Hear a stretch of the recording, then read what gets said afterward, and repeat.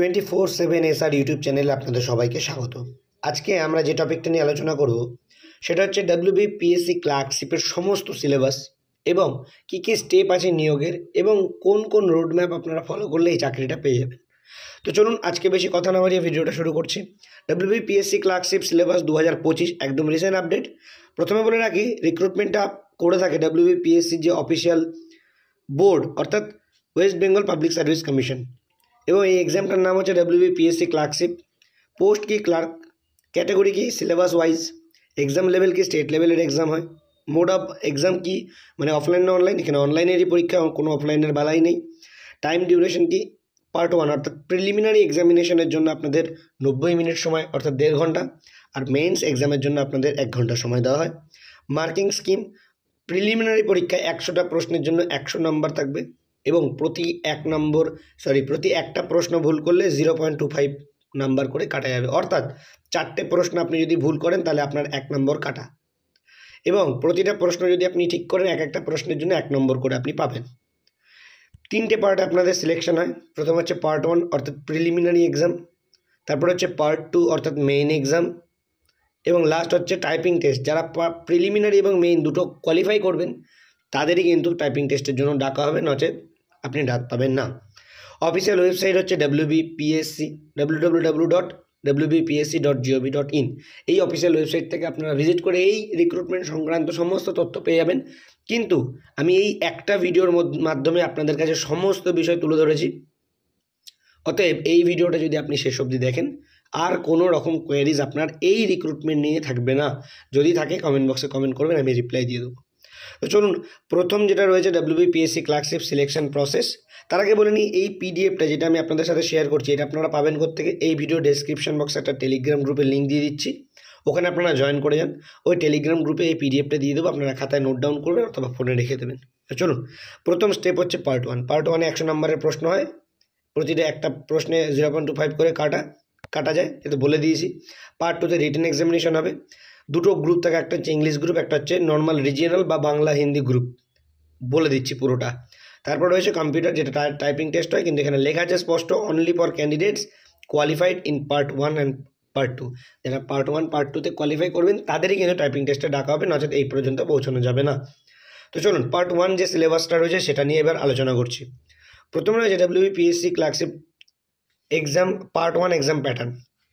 Part 1-এ আপনাদের 3টে টপিক ভালো করে ক্লিয়ার করতে হবে। 1 ইংলিশ ল্যাঙ্গুয়েজ থাকবে অর্থাৎ ইংলিশ থাকবে। 2 অ্যারিথমেটিক, বারবার বলছি অ্যারিথমেটিক আর ম্যাথামেটিক্স মধ্যে পার্থক্য রয়েছে। মোদ্দা কথা, আপনাদের পাটিগণিতের সমস্ত টপিক বা চ্যাপ্টার কমপ্লিট করতে হবে, অ্যারিথমেটিক্স মানে হচ্ছে তাই। জেনারেল স্টাডিজ অর্থাৎ জিএস পেপারে আপনারা সমস্ত কিছু পড়তে হবে, জিকে যা পড়ে থাকেন তার সাথে অবশ্যই ইনক্লুডিং সিএ অর্থাৎ কারেন্ট অ্যাফেয়ার্স। এত বড় করে কেন লিখলাম, কারণ প্রতিটা শিফটে কারেন্ট অ্যাফেয়ার্সের 7 থেকে 8টা প্রশ্ন এসেছে, এবং এই কারেন্ট অ্যাফেয়ার্সের ইম্পর্টেন্স কিন্তু ততটাই যতটা কিন্তু অন্যান্য জিএস পেপারগুলো বা অন্যান্য সব সাবজেক্টগুলো রয়েছে। অর্থাৎ আপনাদের কারেন্ট অ্যাফেয়ার্সে কিন্তু আলাদাভাবে ভীষণ জোর দিয়ে পড়তে হবে পিএসসি ক্লার্কশিপের জন্য। এবার বলি নাম্বার মার্কিংটা। ইংলিশে 30টা প্রশ্ন 30 নাম্বার থাকবে, পাটিগণিতে 30টা প্রশ্ন 30 নাম্বার থাকবে, এবং জিএস পেপারে 40টা প্রশ্ন 40 নাম্বার থাকবে, এর মধ্যেই কারেন্ট অ্যাফেয়ার্স থাকবে। তো টোটাল 100টা প্রশ্ন হবে এবং 100 নাম্বার আপনাদের থাকবে, এবং টাইম আগেই বলে দিয়েছি যে 1 ঘন্টা 30 মিনিট অর্থাৎ 90 মিনিট আপনারা প্রথম প্রিলিমিনারি পরীক্ষায় সময় পাচ্ছেন। এরপর আসছি প্রিলিমিনারি পরীক্ষায় যে ইংলিশ ল্যাঙ্গুয়েজ যেটা রয়েছে, যেটার সিলেবাসটা আপনাদের বলা রয়েছে এখানে, যে অ্যান্টোনিমস, সিনোনিমস, গ্রামার, এই ওয়ার্ডটা আমি ভালো করে ডিসকাস করছি, সেন্টেন্স স্ট্রাকচার এবং ভোকাবুলারি। এই যে গ্রামার বলে যে ওয়ার্ডটা রয়েছে, এর মধ্যে কিন্তু সমস্ত গ্রামার ইনক্লুড, আপনারা মাধ্যমিক পর্যন্ত যা গ্রামার শিখে এসেছেন সমস্ত কিছুই কিন্তু এর মধ্যে ইনক্লুড থাকবে। আমি একবার গ্রামারের সিলেবাসটা আলাদাভাবে আপনাদেরকে শো করাচ্ছি যাতে আপনাদের বুঝতে সুবিধা হয়। গ্রামারের মধ্যে আপনাদের পার্টস অফ স্পিচ থাকবে, আপনারা খুব ভালো করে জানেন পার্টস অফ স্পিচের মধ্যে noun, pronoun, verb, adverb, adjective, preposition এগুলো থাকে। তার সাথে থাকবে ওয়ান ওয়ার্ড সাবস্টিটিউশন, এটা পড়তে হয়, ওয়ান ওয়ার্ড সাবস্টিটিউশনটা মুখস্থ করতে আপনারা জানেন খুব ভালো করেই। টাইপস অফ সেন্টেন্স থাকে, পাংচুয়েশন থাকে, টেন্সেস থাকে, তার সাথে থাকে আর্টিকেল থাকে, ফ্রেজাল ভার্ব থাকে, ইডিয়াম ফ্রেজ থাকে। তো এই যে প্যাটার্নগুলো এগুলো কিন্তু আপনাদের থাকে, অবশ্যই তার সাথে ইনক্লুড করে নেবেন ভয়েস চেঞ্জ এবং ন্যারেশন চেঞ্জ। এই দুটো কিন্তু ভীষণ ইম্পর্টেন্ট টপিক, ভয়েস এবং ন্যারেশন। তাহলে আমরা চলে গেলাম ইংলিশ থেকে, এবার আমরা চলে আসছি অ্যারিথমেটিক। ইংলিশ আমরা কমপ্লিট করে ফেললাম যে ইংলিশের সিলেবাস আমাদের কী কী পড়তে হবে প্রিলিমিনারি এক্সাম পাস করার জন্য। এরপর হচ্ছে ম্যাথের সিলেবাসে। ম্যাথে আপনাদের পড়তে হবে প্রিলিমিনারি এক্সামিনেশন পাস করার জন্য রেশিও অ্যান্ড প্রপোর্শন, পাটিগণিতের topic, percentage, profit and loss, অর্থাৎ প্রথমেটা যে রেশিও অ্যান্ড প্রপোর্শন হচ্ছে অনুপাত সমানুপাত, তারপরটা হচ্ছে শতকরা, তারপরটা হচ্ছে লাভ ক্ষতি, তারপরে সিম্পল ইন্টারেস্ট সরল সুদ, সিম্পলিফিকেশন মানে সরলীকরণ, decimals, divisibility, fractions, LCM, HCF, partnership, average, time and work, area of rectangles and squares. তো এই যে টপিক এইগুলোই কিন্তু আপনাদের পড়তে হবে। মোদ্দা কথা আপনাদের পাটিগণিতের ওই 16 থেকে 17টা চ্যাপ্টার রয়েছে, ওই 16 থেকে 17টা চ্যাপ্টার যদি আপনারা কমপ্লিট করে যান, অনলি পাটিগণিত আপনাদের এনাফ সাফিসিয়েন্ট এই পরীক্ষার ম্যাথ ক্লিয়ার করার জন্য। এরপর রয়েছে আমাদের জিএস পেপার, মানে জিএস জেনারেল স্টাডি, যেখানে 40 নম্বরের থাকে প্রশ্ন। জিওগ্রাফি অফ ইন্ডিয়া থাকবে, ন্যাশনাল নিউজ অর্থাৎ কারেন্ট অ্যাফেয়ার্স। দেখছেন এখানে খুব ভালো করে হাইলাইট করা আছে, কারেন্ট অ্যাফেয়ার্স কিন্তু যথেষ্ট জোর দিয়ে পড়তে হবে। Indian culture, scientific observation, history of India, international problems, economic problems in India, political science, famous places in India, তারপর রয়েছে about India and its neighbouring countries, world organisations, economic problems in India. এগুলো সমস্ত বাংলা টপিকগুলো আপনারা খুব ভালো করেই জানেন, আপনারা একবার দেখে নেবেন। এরপরে রয়েছে আমরা তাহলে প্রিলিমিনারির 3টে টপিক কমপ্লিট করে নিলাম। প্রিলিমিনারি 3টে টপিক কিন্তু আমরা কমপ্লিট করে নিলাম। প্রথমে আমরা ইংলিশের সিলেবাস নিয়ে আলোচনা করলাম, তারপর অ্যারিথমেটিক নিয়ে অর্থাৎ পাটিগণিত নিয়ে আলোচনা করলাম, এবং আমরা এইমাত্র জিএস পেপারটা কমপ্লিট করলাম অর্থাৎ জেনারেল স্টাডিজ। 100 নম্বরের পরীক্ষায় ধরুন 60 হচ্ছে কাট অফ, মানে 60 হচ্ছে পাস মার্কস, এবং আপনি যদি 60 পান তাহলে আপনি পাস করলেন, মেইন পরীক্ষাটার জন্য আপনি ডাক পাবেন। কিন্তু এই পরীক্ষার একটা মাহাত্ম্য আছে, প্রিলিমিনারি নাম্বারটা মেন্স এক্সামের যে নাম্বার পাবেন তার সাথে যোগ হয়, যেটা অন্যান্য অনেক এক্সামের সাথে হয় না। অন্যান্য অনেক এক্সামের ক্ষেত্রে কী হয়, প্রিলিমিনারি পরীক্ষাটা শুধুমাত্র কোয়ালিফাইং নেচার, মানে পাস করার জন্য, ওই নাম্বারটা যোগ হবে না। কিন্তু পিএসসি ক্লার্কশিপের একটা টুইস্ট কি, প্রিলিমিনারি এক্সামটা কিন্তু যোগ হবে মেন্সের সাথে, অর্থাৎ প্রিলিমিনারি নাম্বারটা কিন্তু যথেষ্ট ভ্যালুয়েবল নাম্বার আপনার পাস করার বা চাকরি পাওয়ার জন্য।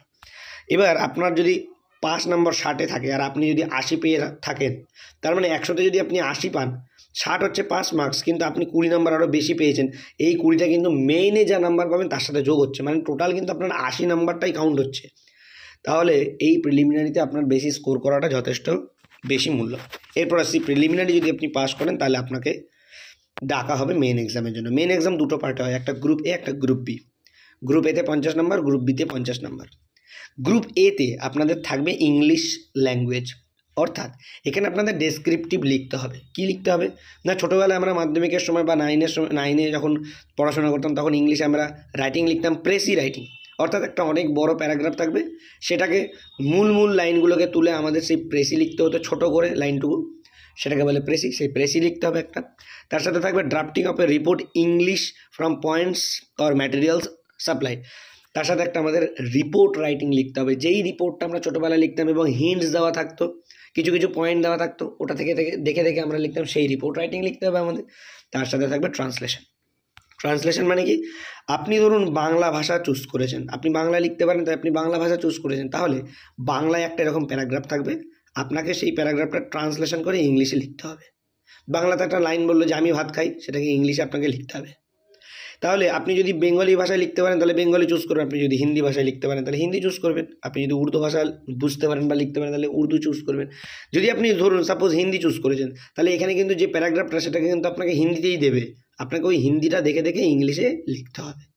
বোঝা গেল? এবার আসছি গ্রুপ বি। গ্রুপ বিতেও আপনাদের সেম ইংলিশের মতোই সেম, কিন্তু এখানে যেটা লিখতে হবে সেটা হচ্ছে বাংলায়। এইখানে ইংলিশ ওয়ার্ডটা ভুল আছে, এখানে আপনাদের লিখতে হবে বাংলায়। যদি বাংলা ল্যাঙ্গুয়েজ চুজ করেন তাহলে বাংলাতে লিখতে হবে, যদি English language Hindi language choose করেন তাহলে হিন্দিতে লিখতে হবে।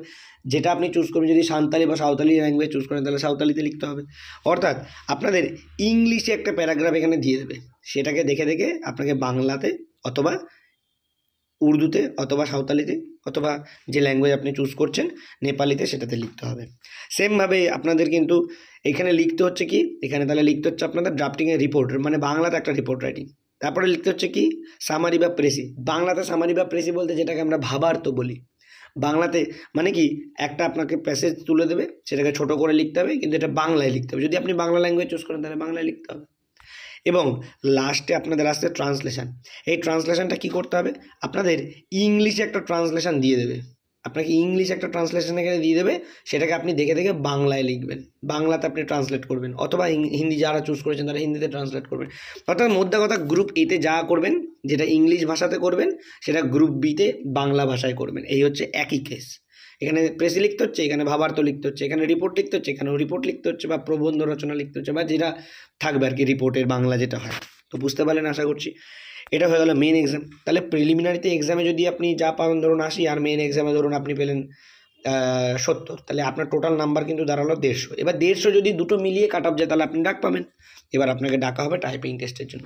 টাইপিং টেস্ট একটা প্যারাগ্রাফ এরকম টাইপের তুলে দেবে, বলবে আপনাকে একটা শর্টেস্ট টাইম দিয়ে দেবে আপনাকে, 1 মিনিটের মধ্যে এই পুরো লাইনটা আপনাকে লিখে দেখাতে হবে। এবার আপনারা নিশ্চয়ই ওটা প্র্যাকটিস করবেন, যখন আপনারা পাস করবেন অবশ্যই এতটুকু আপনাদের জানা থাকবেই, এবং আপনারা প্র্যাকটিস করবেন, টাইপিং টেস্টে পাস করে আসবেন এবং এই পরীক্ষায় পাস করবেন, অবশ্যই এই চাকরিটা আপনারা পেয়ে যাবেন। তো এই ছিল ফুল প্রসেস।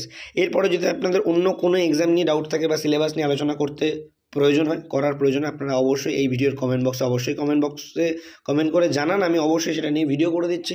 আর অবশ্যই যারা চ্যানেলে প্রথম ভিজিট করছেন, একটা অনুরোধ রইল, চ্যানেলটা মনে করে সাবস্ক্রাইব করে রাখুন, বেল আইকনটা অল করে রাখবেন, কারণ সমস্ত জব রিলেটেড আপডেট এবং সরকারি চাকরির যে সমস্ত আপডেটগুলো বেরোয় সেগুলো এই চ্যানেলে দিয়ে থাকি। তাছাড়া সিলেবাস নিয়ে ডিসকাস করছি, এছাড়া বিভিন্ন গুরুত্বপূর্ণ তথ্য এই চ্যানেলের মাধ্যমে আপনারা পেয়ে যাবেন। মনে করে চ্যানেলটা সাবস্ক্রাইব করে নেবেন, ভিডিওটা ভালো লাগলে একটা লাইক করে দেবেন, অবশ্যই বন্ধুদের সাথে শেয়ার করবেন। আজকে আপাতত এই পর্যন্তই, দেখা হচ্ছে নেক্সট ভিডিওতে। সবাই ভালো থাকবেন, জয় হিন্দ।